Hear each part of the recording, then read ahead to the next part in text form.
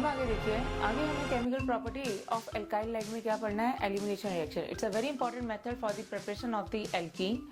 इसमें अगर हमने ये एल्काइल लाइट लिया है, जिस कार्बन पे हेलोजन लगा हुआ है उसे हम अल्फा कार्बन कहते हैं, और दोनों साथ की जो साइड की जो कार्बन होंगी, दोनों या तीसरी, अगर ये H हटा के भी कार्बन चेन लगा देंगे तो उसे क्या हम कहते हैं, बीटा कार्बन। तो इसमें हमने बेस इस्तेमाल कौन सा करा है, अल्कोहलिक KOH इस्तेमाल करा है। अल्कोहलिक KOH की प्रेजेंस में जो बीटा कार्बन है, जैसे मान लीजिए आपने सोचा कि ये बीटा कार्बन है, पहले तो आपको पता ही होगा कि ऑर्गेनिक रिएक्शन बैलेंस होते नहीं है। तो मान लो कि जैसे हमने इस केस में लिया कि कुछ मॉलिक्यूल्स में, ये वाले केसेस में ये वाली बीटा कार्बन जो है इसका H इस बेस ने रिमूव करा, तो बीटा कार्बन से H जाता है अल्फा से हेलोजन, तो इसी अल्फा बीटा के बीच में क्या आ जाएगा, डबल बॉन्ड आ गया। अब ध्यान से देखो ये चीज, ये फॉर्म कर गई ब्यूटोइन। अब ये ब्यूटोइन जो है वो सिस भी हो सकती है, ट्रांस भी हो सकती है, because it can show the geometrical isomers. तो ये जो एक प्रोडक्ट माना जाएगा या दो प्रोडक्ट, ये दो प्रोडक्ट माने जाएंगे, ठीक है। अब यहाँ पे देखो, वहीं पर कुछ ऐसा भी तो हो सकता है कि कुछ मॉलिक्यूल्स में ये वाली बीटा कार्बन से H चला जाए, तो ये अल्फा और ये बीटा, तो ये अल्फा हो गई, ये बीटा, इस बीटा कार्बन का एक H कम हो जाएगा और अल्फा का हेलोजन, तो इसी अल्फा बीटा के बीच में क्या आ जाएगा, डबल बॉन्ड आ जाएगा। ध्यान से देख लो ये चीज, अल्फा से हेलोजन कम होगा और बीटा से H कम होगा, तो इसी अल्फा बीटा के बीच में डबल बॉन्ड हो गया, तो इसे क्या कहेंगे, ब्यूटवानीन। पर ये ज्योमेट्रिकल आइसोमर नहीं दिखा सकती क्योंकि एक ही कार्बन पे ये दो बॉन्ड पे दोनों ग्रुप सेम हो गए, एक कार्बन पे दो H आ गया, तो इसका मतलब more than one product is possible. अगर हम डीहाइड्रोहेलोजिनेशन, इस रिएक्शन को डीहाइड्रोहेलोजिनेशन भी कह सकते हैं, इसे बीटा एलिमिनेशन रिएक्शन भी कह सकते हैं, तो आपको ध्यान रखना है कि मोर देन वन प्रोडक्ट भी पॉसिबल है। और अगर एल्कीन बन गई है, जैसे ये एक एल्कीन बनी है, तो ये भी दो प्रोडक्ट के बराबर हो जाएगी क्योंकि cis and trans are considered as two different products. Next is reaction with metals.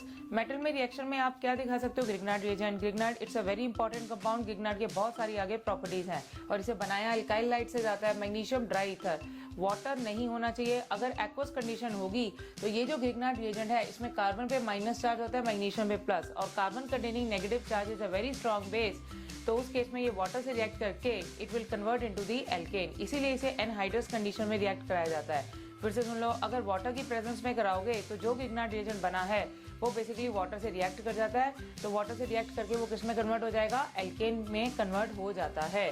और सोडियम ड्राई ईथर से रिएक्ट कराओगे तो ये वुड्स रिएक्शन है जो आपने 11th में भी पढ़ा है, एल्काइल लाइट के मॉलिक्यूल डबल हो जाएगी, चेन डबल होके क्या बन जाएगा, एल्केन बन जाएगा plus NaBr, and it is not a good method for the preparation of the odd number of higher alkane. ये वुड्स रिएक्शन की लिमिटेशन होती है कि अगर आपको 2 कार्बन से 5 कार्बन की चेन बनानी है तो उस केस में अगर आपको एक और एल्काइल लाइट लेना पड़ेगा 3 कार्बन का, तो पर उसमें more than one products possible हो जाते हैं क्योंकि ऑर्गेनिक रिएक्शन बैलेंस तो होते नहीं है। अब हम बात करेंगे chemical properties of the aryl light. सबसे पहले इसकी सबसे बड़ी दिक्कत आती है nucleophilic substitution reaction of the aryl light. अब इसकी बड़ी परेशानी अराइल लाइट की क्या है कि हेलोजन के पास लोन पेयर है और ये लोन पेयर रेजोनेंस में इन्वॉल्व है बेंजीन के साथ, जिसकी वजह से 5 रेजोनेटिंग स्ट्रक्चर में से 3 रेजोनेटिंग स्ट्रक्चर में देखोगे कार्बन और X का बॉन्ड जो है वो डबल बॉन्ड है, यानी कि इसको ये कहा जाता है, इसका नतीजा ये हुआ कि कार्बन और X का बॉन्ड जो है there is a partial double bond character, और पार्शियल डबल बॉन्ड कैरेक्टर होने की मतलब ये है कि अगर हम इसे कंपेयर करें एल्काइल हैलाइड से और वहीं पर इसे करें अराइल हैलाइड में, तो पार्शियल डबल बॉन्ड हो गया, और पार्शियल डबल बॉन्ड की बॉन्ड स्ट्रेंथ सिंगल बॉन्ड के रिस्पेक्ट में ज्यादा होती है, तो बॉन्ड एनर्जी ज्यादा होगी, तो therefore aryl halide does not show the nucleophilic substitution reaction like the alkyl halide because of the partial double bond. और partial double bond aryl halide में क्यों आया, बिकॉज ऑफ द रेजोनेंस। तो अगर आपको ये रीजनिंग क्वेश्चन आता है कि aryl halide does not show the nucleophilic substitution reaction like alkyl light, तो आप सबसे पहले तो ये अराइल लाइट की रेजोनेटिंग स्ट्रक्चर जरूर 5 ड्रॉ कर दीजिए, जिसमें 3 स्ट्रक्चर में उसका कार्बन और X का डबल बॉन्ड हमें दिखाई दे रहा है। फिर आप स्टेटमेंट लिख दीजिए, there is a partial double bond between C and X, therefore bond energy is more as compare to the single bond of the alkyl halide, thus it does not undergo nucleophilic substitution reaction like the alkyl halide. ये आपके पास आ जाता है, ये reason आ जाता है। और जो problem aryl light की है वही प्रॉब्लम किसकी आ जाती है, विनाइल हैलाइड की भी आ जाती है।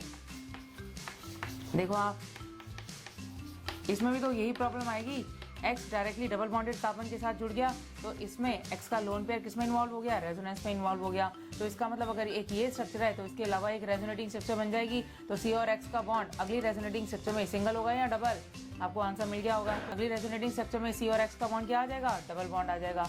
ठीक है, तो जो प्रॉब्लम अराइल लाइट की है वही प्रॉब्लम किसकी है, विनाइल हैलाइड की भी है। Therefore aryl halide and vinyl halide are having the less reactivity towards the nucleophilic substitution reaction. अब देखिए न्यूक्लियोफिलिक सब्स्टिट्यूशन रिएक्शन जो है वो अराइल लाइट के डिफरेंट है। अराइल लाइट के न्यूक्लियोफिलिक सब्स्टिट्यूशन रिएक्शन जो है वो अल्काइल लाइट से डिफरेंट है।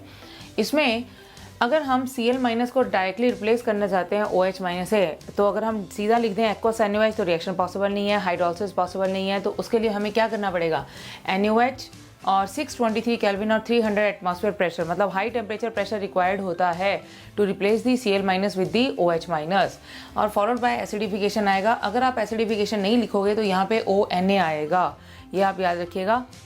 तो ये इसमें टेम्परेचर और प्रेशर की कंडीशन बहुत ज़रूरी है। It's a Dow's process for the formation of phenol from the chlorobenzene. ये एज सच रिएक्शन कंडीशंस आपको याद करनी है। सेकंड आ जाता है, लेट्स सपोज कि आप कहते हो कि जैसे हम एल्काइल हैलाइड में RCl को वाटर डाला तो ROH बन गया, वैसे इसमें कैसे होगा।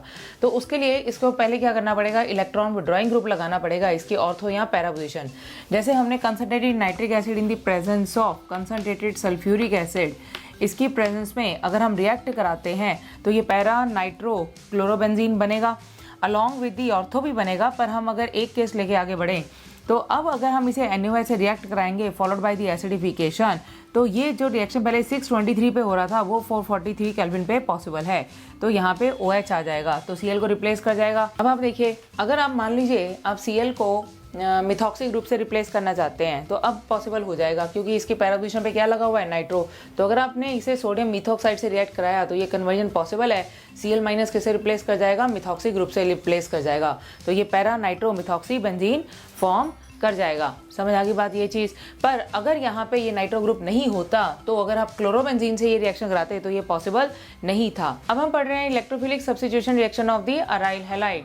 अब आप देखिए यहाँ पे अगर हम Cl को बेंजीन पे लगाते हैं तो इसके फर्दर इलेक्ट्रोफिलिक सब्स्टिट्यूशन रिएक्शन करते हैं तो उस केस में जैसे हमने हेलोजिनेशन करी तो Cl जो होता है वो ortho para directing in nature होता है। तो अगला इलेक्ट्रोफाइल जो आएगा इसके ऑर्थो और पैरा पे आएगा। तो इसके जो पैरा के जो प्रोडक्ट होते हैं वो बेसिकली मेजर प्रोडक्ट है एज कम्पेयर टू इसके ऑर्थो के।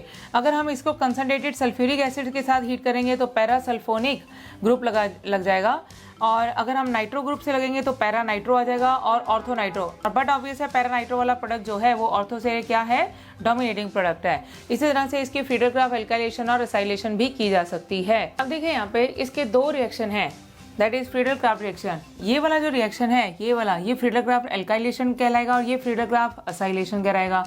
अगर हमने CH3Cl in the presence of anhydrous AlCl3 से रिएक्ट कराया, मैंने पहले ही बोला आपको Cl ऑर्थो पैरा डायरेक्टिंग है तो ऑर्थो पे भी CH3 ग्रुप आएगा और पैरा पे भी आएगा, तो ऑर्थोक्लोरोटोलिन भी बनेगा और पैराक्लोरोटोलिन भी बनेगा।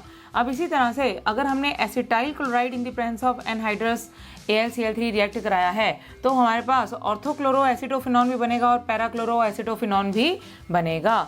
तो ये इस तरह से कन्वर्जन है। This is all about the reaction of the aryl halide. इसके अलावा वो सोडियम और in the presence of dry ether आपने वुड्स रिएक्शन जो पढ़े हैं वो तो इसके रिएक्शंस हैं ही। तो अगर आपको सेशंस ये अच्छे लग रहे हैं then subscribe our channel and refer to the other people also. Thank you.